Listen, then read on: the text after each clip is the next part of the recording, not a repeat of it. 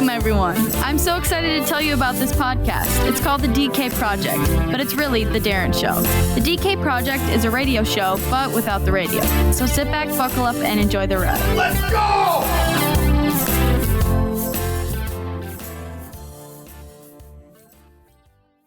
Today's episode is brought to you by the Lost Lake Creamery, located in Mound in the Harbor District. If you're on the bike, it's off the Dakota Trail. If you're in the boat, it's on the north end of Cooks Bay. Just look for the Lost Lake Channel. Plenty of parking provided by the city. If you're by car, 5575 Shoreline Drive. Stop in, 24 flavors of hard scooped ice cream, old-fashioned ice cream parlor. We're open for the season. Noon to 9 on the weekends, 2 to 9 during the week. Make sure to stop in and see us.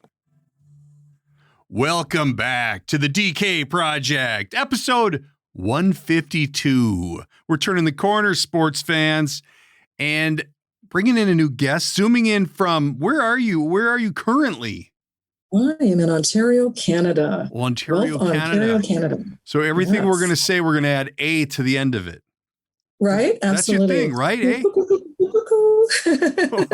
That's the thing. With us today is Lynn Mcentee. She is just about got a few more arrows in her quiver than I do. She does a little bit of everything, from radio to TV to helping out. And now we were just talking before we got on the air here, and you've got something called Moksha that you were saying that you're helping out a blind individual with a clothing company. Now explain to me what this is all about. First of all, welcome. Thanks for showing the time. Right on. Thank you so much for having me. Great to be here today. That's awesome. So tell me a little bit about this. This is kind of your it's not a hobby. Is it a business? You know, this is the thing. Actually, so it's Moksha Canada Foundation, and it's very cool. Actually, I kind of connected with them about a year ago, and the fellow that actually founded it, he was originally from LA. Long story short, his name's Sunil Channon. Really super cool guy. Really glad that I connected with him through. We were doing the Afro-Caribbean Festival last summer and such. Everybody had to kind of take it online, virtual, and some diversity festivals, sort of based out of Toronto region. But yeah, Moksha Canada Foundation's it's nonprofit, and so it has its hands in many different things, actually, from many different fundraisers. And this one in particular is called Spotlight on Community, and we bridge people together and, you know, matters of the heart, basically, what we're talking about day-to-day life. And this one was accessibility that we're launching with. And so interviewed, our first guest was David Onley, a former lieutenant governor from Ontario. Very super cool. And he was also a reporter for City TV previous to that. And then a gal from Detroit, actually, a Bold Blind Beauty, who's got her own company. She is a blind woman herself, and connected her as a guest through another program I did, long story short, but also Clothing Design. And that's a really super cool company as well. It's Braille clothing line. And so it brought the three together. A Braille clothing line. Right. Tell me about this now. What separates a Braille clothing line from a non-Braille clothing line? Yeah, super cool. And having an opportunity to interview her, she was like just amazing. And David Olney as well, because we kind of crossed policy with the work that she's doing in accessibility. And so she was just a gal out of Ryerson University, just had a vision. Wow. And we said, how can I put this in a play? And we kind of talked about it. We thought, why has this never happened before, right? What is it? What is it? What is a Braille clothing line? What does that mean? Yes, it's beaded clothing, so blind and vision impaired people can read it through Braille. So they're a lot of like the sizes or something? Yeah, so even if you wanted to read like small, medium, and large on the back of your shirt, as anybody would, that's able to see sight, then they have this opportunity to read it as well and be a part of that living every day, right? I think at times I have trouble reading the tags on my shirts because they come in a little small. Absolutely microscopic. Right? And I learned it the hard way. I got to put the damn thing on. Boy, that's super cool. And you're also working in TV and radio? Now you've got a show coming up. What's that all about? I do. This one's kind of cool. And this is a regional theater company, Brantford. Actually, they're doing a really great guy. He's a director, Martin Smith, but he's put together with a few professional voice actors and some community voice actors who may be looking for experience at the same time. a Sherlock Holmes series, just to kind of bring people online and engage them in the old audio drama stuff. Nice. So what's happening tonight? Ichthy's Theatre, as you would spell it, TCHY. Is it pre-recorded or are you doing it live? It was pre-recorded. So yeah, that'll launch tonight at 7. And that's kind of shining light on them and us, actually, but for the theater to raise funds during COVID times, right? Wow. So that's, Sherlock Holmes and really great people like yourself. You get to hang out, just be and play with it and, do all these neat things. So is it a series or is it just like a theater thing where there's one play and that's it? Yeah, no, there is a series for these. There's one already prior to that, and I kind of jumped in for this one, and I'll jump in for the next one. And this one's The Problem with the Thor Bridge for anybody who follows Sherlock Holmes. So that'll be really, yeah. And is it on 30 radio minutes. Or can people find it online? They can actually Beanpod, so that'll be as well, and also YouTube. So. Nice. Yeah. How cool is that? I'm available if they need someone for the next one to play the. Right. Non-Sherlock Holmes sounding guy. So where are you from originally? You're not originally from Canada, are you? Oh, interesting you asked that. I was born in Edinburgh years, and I've been here all my life. But I have had people ask me that before. Yeah. Because you're still carrying a little accent there. Isn't that cool? Isn't that really neat? It's funny because I have a guy that turned our soccer program here around locally for our high school and our rec leagues. And he's been here for like 20 years. And he still talks like he just got here yesterday. Oh, and I'm like, how does that work? Like, you don't lose the accent? Like, if you stay here long enough, you should pick hours up. But yeah, it's kind of weird, but that's kind of the same thing, huh? And I imagine in your line of work, that may benefit you, right? You know what? It totally does. And it's funny you had mentioned that because I had international students mention that to me. They would often ask when teaching English, like, hey, where are you from? And I thought, that inflection, I guess, from my folks, right? Yeah. But it does come in handy when you're doing, as you said, this kind of work. Yeah. Yeah, it's fun. It's nice. You can incorporate it where you can. What kind of stuff are you finding is your sweet spot in the voiceover world? You know what? Right now I'm doing an audiobook. It hasn't been, not announced yet, but the fellow's actually just put on hold for a little bit, just figuring out the next steps of where he wants to take it. So I do find that one a longer process. I prefer the immediates, the gigs, quick gigs kind of stuff. Yeah. And keeps it rolling. Is that your first audiobook?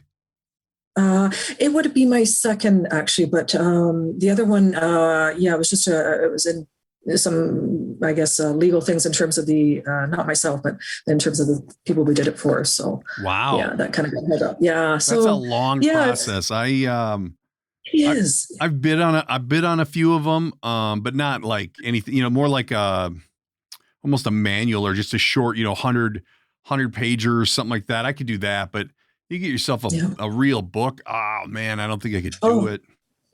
I totally get that. Yeah, for sure. And that's it's a painstaking process, right? How long does it, how big of a book is it? It's probably, I don't know. I guess it's hard to say. I'm just going to see editing right now. It's like, it's a good size. It's a medium size. Would be like if you put it into a play, at least an hour and a half. So. Wow. Yeah. Wow. And how long did it take you to record it?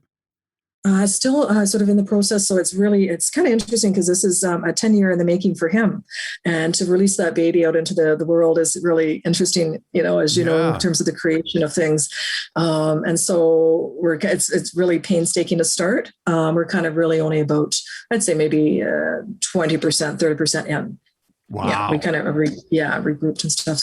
And it's neat. It's I'm really looking forward to it. A lot of people don't understand that whole process, and that and I even see it in my explainer and my narration and my shorter form stuff, that people are like, well, you get X amount per hour and it's only an hour and a half, and it just takes a lot longer because there's editing, there's flow, oh my gosh, it's just a huge process. And I don't, there's people that do it and they're great at it and they can just cruise through it, but I follow a lot of comedians, and one particular comedian I follow, he decided to read his own, and it's just like, whoa, it wasn't horrible, But like if you're at all knowledgeable of that industry, it's like, wait a minute, spend the money, buddy. Right. But I guess there's some piece to it where it's kind of neat that he's doing it, so you're hearing it in his own voice.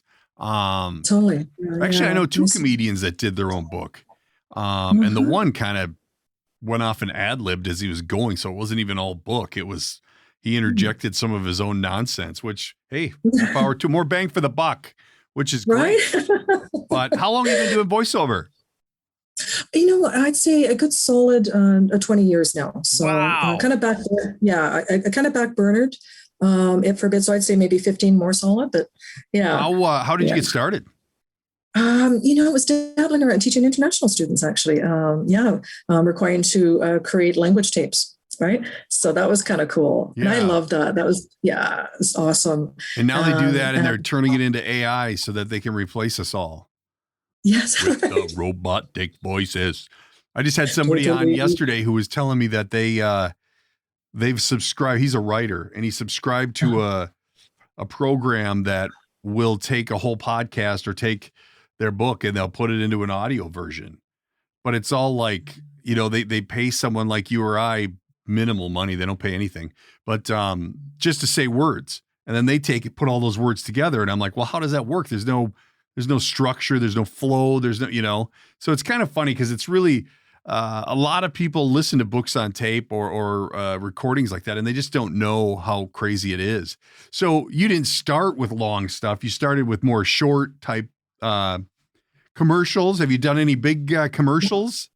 You know what I have? I've sort of just done more bed and breakfast commercials and wellness products, those kind of things. Mhm. So that's kind of that style of voice that they were looking for. Yeah. Yeah. I can hear that. So- Is that your primary income? Like, is that what you do for a job? I'm mixing right now. So yes, I'm trying, I'd say yes, but I'm also doing other stuff on the side. English, so I'll host international students in the summertime. Yeah. Meet You're them in still doing that? Montreal. Yeah. And Wow. pre-pandemic, right? Yeah. And then just other stuff in the community, and like really stay in touch with, food compromised, groups where you can kind of support other individuals and kind of keep my hand in life, right? Yeah. And as I think I heard, was Andrea the other day, I was listening to her speaking just about that connection and all these different things you do, Oh, right? And as you brought to the table, right? Yeah. And what you now offer to your audience is like, wow, amazing because of all of your life skills, right? well, and she was, wow, she had a lot going on. But, it was interesting that you bring that up because I was just talking to someone about that, and it's like, and I don't, my commute to work's like, I don't know, 4 minutes if I take the long way. And, but for a lot of people who, I live in a lake community where you got to drive through the lake to get somewhere. So you're 15 minutes from civilization. I just happen to, office right in our little town.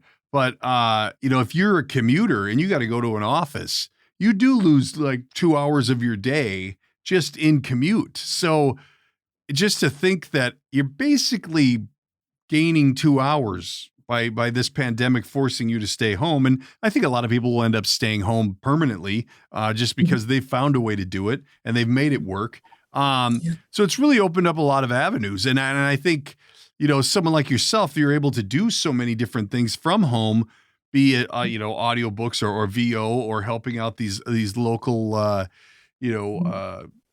groups. It's really opened a whole new realm of, possibility of what people can do. Are you finding that it's helping you or hurting you with what's going on? Actually, I should ask, how is Canada now on the pandemic? Are they getting it Right under on. control? You know what? It's taken off in Ontario right now. It's taken an increase. Yeah. So everything's kind of locked down, depends on the region. Basic things like even just like dollar stores, for example, you can get part of the dollar store, but you can't go to the other part. right? One garden item, but not the other. We discovered that today. Yeah. It was, so things like that. And people are just now starting, you can see it in their face. And as they're navigating their way around, and whether it be on the road, even, for example, or in the grocery store, they just kind of have that confused look of, not really sure. Is this really happening again? Like a third wave? Because I didn't follow it. Did you go through everything just like we did with the shutdown and then the masks? Because I know our governor just spoke. I'm in Minnesota, and he just spoke, and he's like, May 28th or whatever, we're going to basically they're going to loosen everything up dramatically here in the next week. And then by July 1st, there's no more masks. Yeah, it's wild, eh? And you're locking it back down. And that's why people were sort of speaking to, because we were doing really well, and they're thinking it's the variants, and then people were coming in, flying in, right, from other places. But we still can't come there, right? Correct. Yeah. Yeah, you're right. Yeah. So I think it's increasing, but in the same sense, people are really getting vaccinated like crazy now. Yeah. I know certainly in the region that I'm in right now, really doing an amazing job. And even McLean's did a story on it recently, just this region and how well they've deployed it. Right? Wow. Yeah. Well, and I was just talking to somebody about that. It was such a press to, for our president to get it out in a certain amount of time. And it's like, well, eventually, it's going to spread like wildfire because it's obviously a good thing. And, people are going to figure it out. And they've really, got a system now where they're really vaccinating a lot of people every day. So it must be to the point where they're feeling comfortable enough to open up. But he watches the numbers, and I don't know. It's so crazy. But it's really made it an interesting world for people like yourself or myself, where I don't really expose myself to that many people on a daily basis regardless. Right. But I think it's just good because all the kids, like seniors in high school this year, and they'll get to have a graduation ceremony, and my daughter graduated last year, and they have this weird thing that we had to watch on TV, so just to get back to somewhat normal would just be nice, because I really think people are ready, people are ready. Although I was just in California, and I don't know what the hell's going on out there. They should just wear masks forever. It's something different there. I don't understand. But I think it's definitely time. Have you done any voiceover for COVID? I've done some PSA kind of stuff, wear a mask, that kind of thing. Have you got any business out of that? I have, not COVID related, but I guess, just kind of keeping it active, as you were mentioning before, right? Is it bringing work in or isn't it? And totally, I'm finding I'm really busy in that regard, which is kind of cool in many ways. And, for someone like when we first started, it was people just trying to figure out how to navigate Zoom for, as you know, the work, not everybody, it's not their shtick, right? Yeah, right. And so it's sort of figuring that out, and the bumpy rides along the way. So we did a few productions and stuff online, Zoom, and it was, it worked out okay, but it was at least putting it out there and trying, right? So yeah, there is a lot of work. And I guess it's just, I find the value in people like yourself. You get to hang together. And if that's the only way you can hang together, isn't that great? Because everybody's going through something in life, and it pulls people in. Well, and if you can just take 30 minutes to an hour out of their day where they're not thinking about their commute or whatever their baloney is that's going on in their world, that's what we aim for. Although there's, 7 million podcasts out there. That's the one thing that I really want the pandemic to go away, so these people go back to their real job. I'm also a big real estate guy, and when the interest rates are low and houses are selling really fast, it's like, okay, now they can go up, and all these people who are novice investors and making a mess of everything, they can go back to their real jobs. And that's kind of the way it is with voiceover, in my opinion. I've been in it now for just outside of the pandemic. I've been in it for 3 or 4 years, and just the influx of people that you're competing with now, because everybody goes out and buys a microphone and whatever, and now they're, recording stuff. But, if you go out there and listen to some of these sites and some of these demos, it's like, whoa, you need to go back to your job at the the factory or wherever it is. So it's been an interesting journey, but I know I was just on a Zoom training thing yesterday of all the different, the businesses are growing, and there's a lot of businesses that have flourished because of the pandemic. And I would say a lot of it in the voiceover world is there's a lot of these online auditioning sites that have really, collected a lot of money because there's a lot of people giving it a run, which is great. Right. But I think it's time for them to go back to work now. Get back to their normal deal.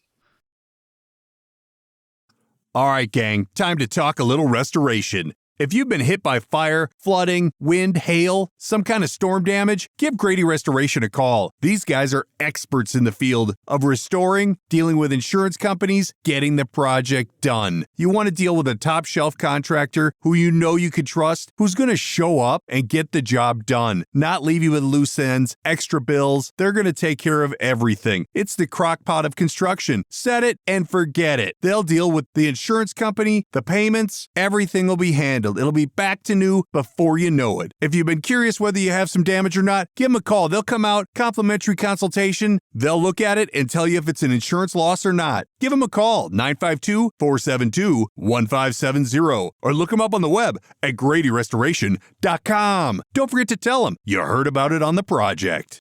Hey everybody, it's time to talk about Chong's Choice. You know Tommy Chong from Cheech and Chong fame? Well, he's not just a comedian and actor. He's also an entrepreneur. Introducing Tommy Chong's newest line of cannabis products, Chong's Choice. These products are some of the best cannabis products grown by growers selected by Tommy Chong himself, along with his quality control team. If you're interested, go to TommyChong.com. Use the code TC-079K. And also, add the name DK Project to your order. You can also use the code to order merch, CBD, experience the Nano CBD difference, feel it faster, feel it stronger. Shop Nano CBD, shop merchandise. There's all kinds of good stuff on the TommyChong.com website. What better place to get your cannabis products than from the master himself? TommyChong.com. Just make sure you add the DK Project as your order name, and you're good to go. So are you doing any on-screen acting? Yes. Just working on something right now. Might be bringing that forward pretty soon. So nice. Like a movie or a show or what? Yes. Probably a little bit of a show. So yeah, it's just somebody's finishing the writing for that right now. And just, how do you like that part of it? Because I know I'm behind the microphone because I don't like being in front of people. Oh, somebody didn't mute their phone. Being in front of people. I'd rather be behind the microphone where, it doesn't bother me to talk to people or be in front of people, but a lot of people, you're either one or the other. A lot of people don't like to be in front of the audience and like theater in front of an audience, that's a big deal, but does it bother you or are you just as comfortable either way? You know what? I think probably I've evolved in that way, I hope, in many regards, but I think I like all of it because, I just really feel you really evolve as a performer, right? Because I was just speaking to someone the other day, there's an artist and then there's a performer. What's the difference? And I thought, that's really cool. That's a great conversation to have. Right. There are many people, right? And that's true. And it's kind of like public speaking in many regards. I believe that everybody has the ability to do it. Right. What did you figure out the difference between a performer and an artist is? I guess they were indicating that it's the multitasking ability, I guess, not just the triple threat kind of thing, but being able to do it all, right? Like from producing to, whichever, to knowing all ends of it from A to Z and how to put a production online or how to put yourself out there in a production, right? And I totally get that. Know what they mean by that. They can see the difference. They've been in the business for a bit, and I appreciate what they were saying. Like, hey, really pay attention to that, especially for a person just starting out. Don't just focus on the one area. Stage manage whatever it is that you need to do, or edit that piece before it goes out. So you really get people who are working around you and with you rather than for you, in my opinion. Right. There you go. Right? Yeah. Interesting. Yeah. So right? with this piece that you're talking about, this potential show, are they filming that now? Can you guys go to set and film? No. So it's just a couple of things, just pre-pandemic, and we were just kind of figuring out next steps. Man, that's throwing a wrench in everything. So stuff that you were working on pre-pandemic, it's still out there, just waiting to get clearance on it. Yeah, hoping so. And if and when, I'm excited about that. So then in the meantime, you kind of take other stuff as it comes at you that you are able to do. Like tonight, I'm doing a reading. It's just they're testing it out. They've done this. This is the second reading of a play. It's people teaching out of Sheridan College, and then another gal I've used before for teaching young people's theater. So I just saw it. I actually posted it. Actually, it wasn't really sent to me. She said, "Oh, I want to be a part of that tonight." And so that's again working with other professionals and just kind of sitting in on them, doing the last run before they edit it. Well, and do you think everybody's ready? I mean, but it's just, I got to believe that they're chomping at the bit to just do anything performance wise. And but you're not in front of people tonight, are you? That's just, No, that's just, that's a hangout and a bunch of really, neat group of people that are very talented. Okay. Just that sort of brainstorming and having a dramaturge. They're just kind of going over the piece and just kind of someone fine tuning it and saying, this is what we can, take out, or this is what. Is that a dramaturge? What the hell's that? It's just a sort of a second pair of eyes, I guess, so to speak, or devil's advocate. Dramaturge. Like that really sucks, or you really want to. Sounds like a homemade word to me. Must be a Canadian thing, eh? Dramaturge. I'm going to mix it in. You got to be careful with which company you mix that in, because it could be a lot of different things. Too funny. So interesting. So interesting. So tell me again where people can find that online. Actually, that's another one. Oh, sorry. So tonight, the one that's recorded is Ichthy's, and that's Ichthy's Theatre Productions, and that's out of Brantford, Ontario. And it's Sherlock Holmes. If they just typed in Sherlock Holmes, Brantford, Ontario, even, it would come up. What is it, like an hour-long deal? It's actually 30 minutes, Fast and Furious kind of thing, So, and again, the writer, he's great. He's done some funny pieces. He's generally a comedy writer, but he was asked to be a part of this with another voice actor, Bruce Farley. And so he decided to direct this, but normally Martin's doing his own comedy pieces and his own comedy writing. And he said Bruce Farley? Not Kevin. So he's really right. All right. Oh man, that's super cool. I'm going to check it out. Do you have any other ones of those on the horizon? Let's see. I do I'm actually just launching a multicultural radio thing. That's kind of cool, actually. So I have the Moksha Canada thing, and you know what? It's funny how it all comes at once, right? And you would know that it's like, it's either really quiet, and then all of a sudden, right? So that's kind of what is happening right now. Old country radio. Multicultural. Multicultural. Completely different things. Completely. I can do that one too. So is that one of these online radio things? This is going to be through the University of Guelph, but the Guelph Multicultural Center Festival. I used to work with them a few years back, and they kind of reached out to me because I host some of their events and said, would you be interested in hosting and with another person, co-hosting a radio hour, if you will, as a pilot project. And so we're just recording. Yeah. It's cool. And that's really cool. That's on my list. I'm radio is on my list. I did a little morning radio way back 5 years ago and had a blast. But it was an internet radio station and whatever. I don't want to get into that, but it's on the list. I'm trying desperately to find, because I've got some time I could allot to a radio show. But it's hard to find. It's not an easy thing to tackle if you didn't grow up in the business, But I know a lot of people, and it'll happen.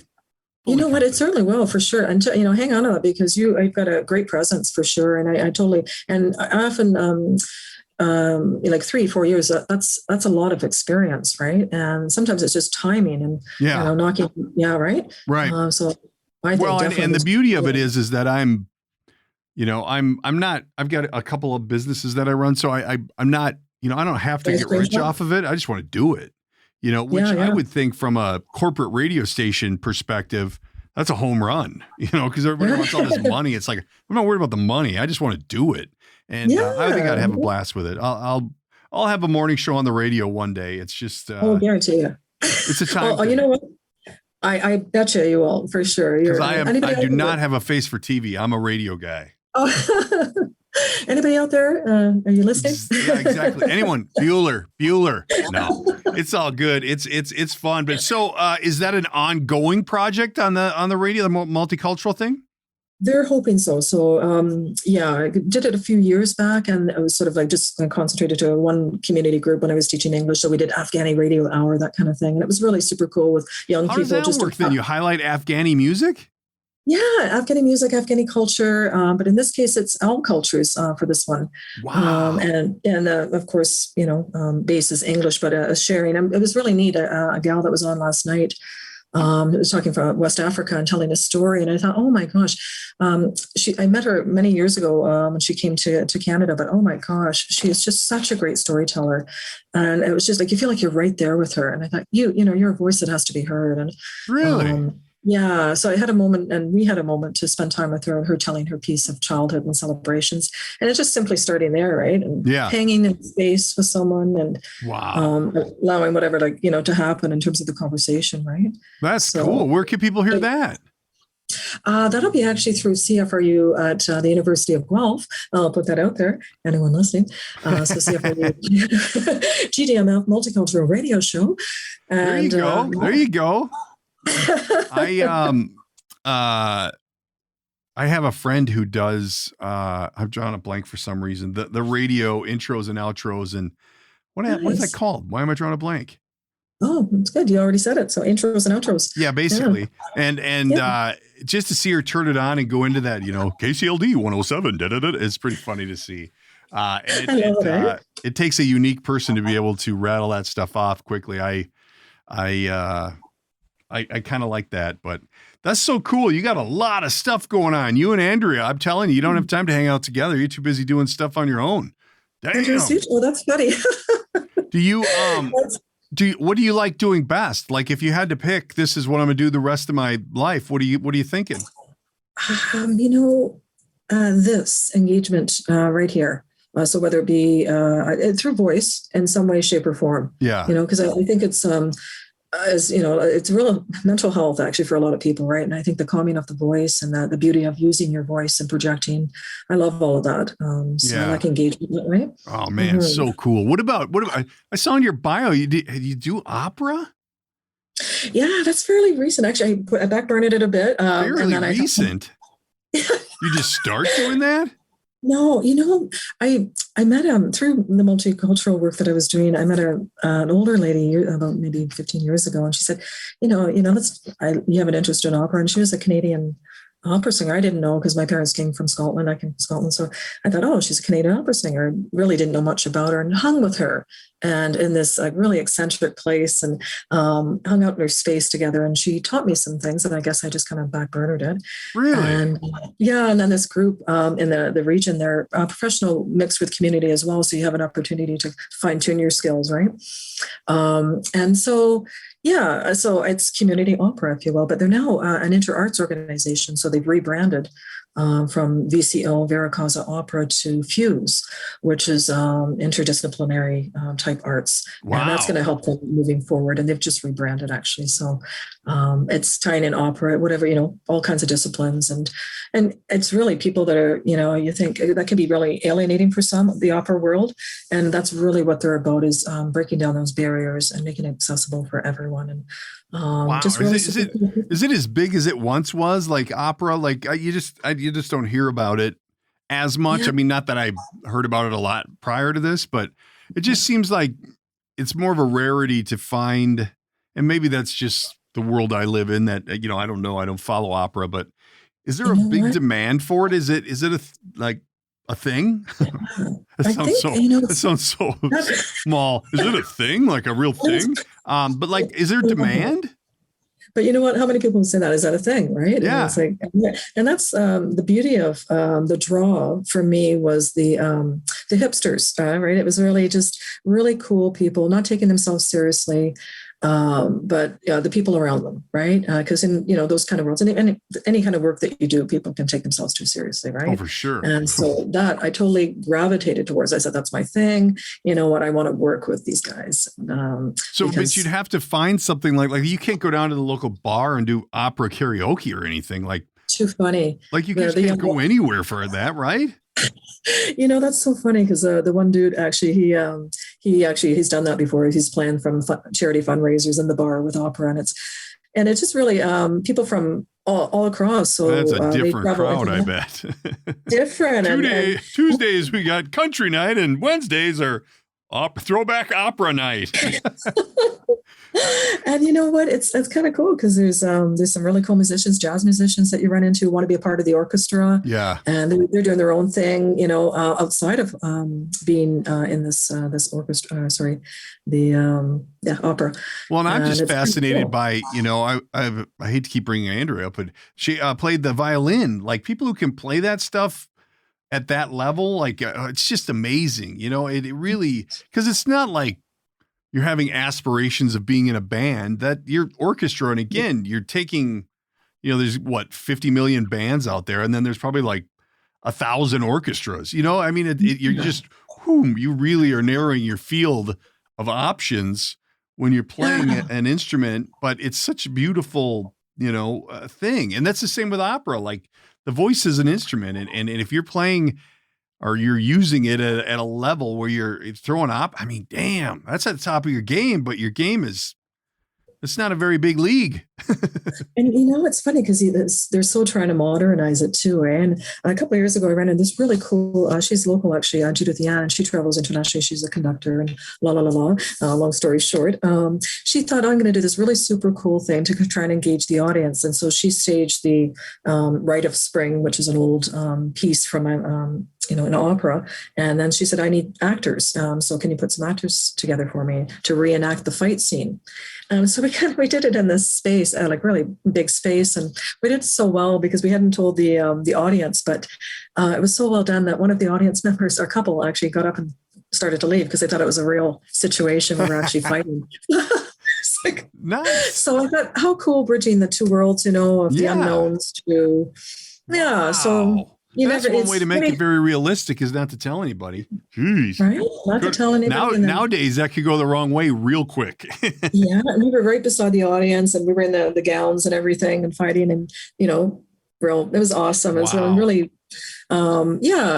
she had the foresight to know that was okay to kind of to pull that off. And so she does work in Hong Kong as well. And, she might go up to Saskatchewan or somewhere else in the States. And so the world, the crossover is crazy with acting and voice work that you're talking about. And there's opportunity there, I think, in a lot of ways to kind of pull the circle in, right? And all of the work that we do, because you're playing with your voice, right? And right. Very and true. How fun is that? Well, that's just it. And I think once I get opera karaoke Wednesdays at my local bar, I might have to take a poke at it. That would just be a train wreck. But do you think that the theaters and I think some of our theaters are actually opening, like you can go to the theater now. And some of our sporting events have people. I mean, it's just going to change everything so dramatically when they lift this, that people will be able to go out again and see the opera or see the, orchestra and this kind of thing. But, because Zooming an orchestra has got to be just I had a buddy who his son was like state band something. I don't even know they had state, but so he had to sit through a 7-hour thing on Zoom for this band thing for his kid. Oh, and I'm yikes. like, I don't know if that's good or bad, because if it wasn't Zoom, you'd have to be there, which means then you have to be there. Where this way, at least you can kind of, duck out for a second. No one's going to notice. Very different, eh? I was going to bring up drum corps. Being where you're from, you'd probably be familiar with drum corps. Oh yeah. So right. So that's sort of, it's so different, eh? Like there you are right there, and it's like you're in the stadium, and it's and drum corps being very different from marching bands, right? But, right. More right. Right. Yeah. Is that more of like a college level thing, the drum corps? Drum corps, I think it's becoming that, but it never used to be. Drum corps used to be accessible for all kind of thing. Let's bring everybody in. And I think that came from the Army, the regimentation of that, and marching bands being very different and kind of, it has its own place, I guess. But drum corps being starting with regimentation, but more moving into the artistic end of dance and that kind of thing and flowing. Yeah. And it's becoming more. Speaking of drums, I was just in Costa Rica and staying at this resort, and every day they had something different. And this one day, all of a sudden, you just hear these drums, like loud drums, almost kettle, but not quite. And they were louder than anything else. So this like 5-piece band walks in, and they're like a marching band kind of thing. But the drummer literally played for an hour at least, like never stopped. And he went with the songs, and then he went on his own, and then he went back to the songs. And I was just blown away. Like number one, I mean, I'm in the middle of nowhere at this resort. They're not getting like top level acts, but this guy literally, and I don't even know wrist wise, arm, I don't know how you do that. But it's so funny to see someone who's so excellent at their craft and just out of a weird element. You know, you could be anywhere. And you know, this drummer, it just blew me away. And I mean, obviously we're not talking orchestra level or anything like that, but that's cool. It just made me think of it when you're like, you know, you're so good at that and you're doing this. Like, I know, it was crazy, isn't it? Yeah, it is crazy. And it's like, you never know who you're sitting beside, right? And that I find just so incredible. And just what you said, it's like, wow, this guy's really good at drumming. And he's, you know, like I get that. My husband did drum corps and self-taught, right? And he really good drummer. And I thought, oh my goodness. And that's what it was for. It was for youth at one time to be able to discover themselves, right? And so maybe somebody who didn't have that experience, but now it's a bit of an alienation where they have a very specific, you know, you want to get in that program and, you know, you have to have a certain level. And I think that that's changed the face of that, you know, instead of it being just neighborhood, building, you know, those skills up for people, and it can be alienating and not accessible to all, right? So the question is, if your husband's a drum corps guy, what's the middle-aged drum corps? Like, what do you do with that? Like, is he still drumming? You know, he does actually, not as much as he used to, but for sure the skills. You know, what's kind of funny is that I drum, I've drummed with him, right? And just kind of picked up on that. And we haven't done it, you know, we don't do it lately. We don't hang out. What do you mean you just picked up on it? You just started it? Like, I did. And that's from watching him and marching too myself, right? And so I used to do, you know, saber and flag and rifle at the time, the wooden rifle. You'd sure. Right? Oh, those skills come in handy. Yeah. You know, you pick up a broom anywhere. Yeah, well, but drumming is not easy to do. But I guess if you have any musical sense, it may not be as difficult as it is for me, who has no musical sense at all. But drumming is not easy to do. I mean, I may take a crack at the bongos, but drumming? Yeah, but like I said, you know, I guess who was it? Buddy Rich, I guess, self-taught, eh? He didn't read music, but he was self-taught. And, and there's, you know, it's great actually when someone can do that. Oh, for sure.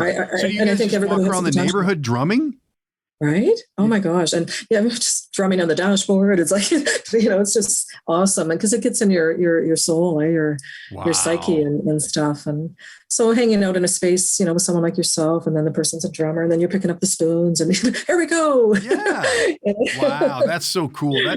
That, you know, that really brings a different element to everything when you can just, you know, I always rely on, well, we can always make music, you know, like we can always mess around with this. That's so cool. That's, you know, good for you. That's cool. And if you have any video of you and your husband marching around the neighborhood in your drum corps outfits, that would be worth putting on the website. Too funny. Highlight reel. Well, listen, Lynn, we got to wrap this up. We're running long. I can't thank you enough for the time. You've been a real joy. I tell you, you've got a lot going on, a lot of talent. I like it. I'm kind of excited to check this out tonight. Tell them one more time where they can find your Sherlock Holmes preview, or what would it be? It'd be the first run. Yes, actually the second one for this, and it's Ichthys Theatre Productions in Brantford, Ontario, and you can catch it on YouTube and Podbean. Nice. And we'll put the link to that in our show notes so that you can check it out, because it'll be out there on the interweb forever, I would imagine, once it goes out. And where can people find you? Are you active on social media, or where's your sweet spot? Yeah, for sure. I'm restarted my Instagram, actually. I had an Instagram account, but I've changed the name and restarted it. So it's artist_Lynne, Lynne. Thank you for asking. And for Facebook, it could be Lynn Mick. So Lynne and M small c. Aha. Reach out to me that way.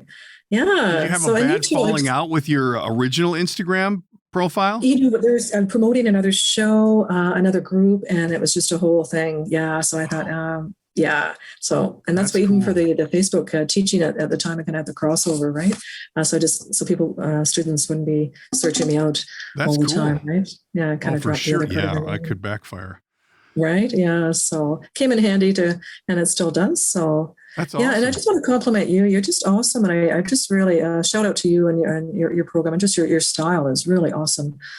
Truly a moment in time with you. And I really appreciate it.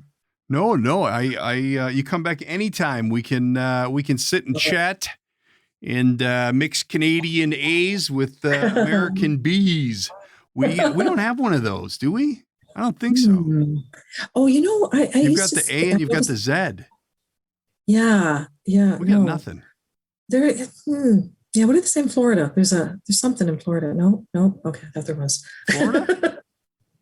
I don't think. Yeah, that's a good one. We'll table it. We'll table it until next time. That's your homework.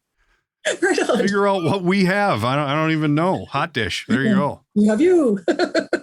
So thank you so much, Lynn. We will keep track of you, and we will be in touch again and see where it takes us. But until then, you take care of yourself and stay out of the pandemic's way.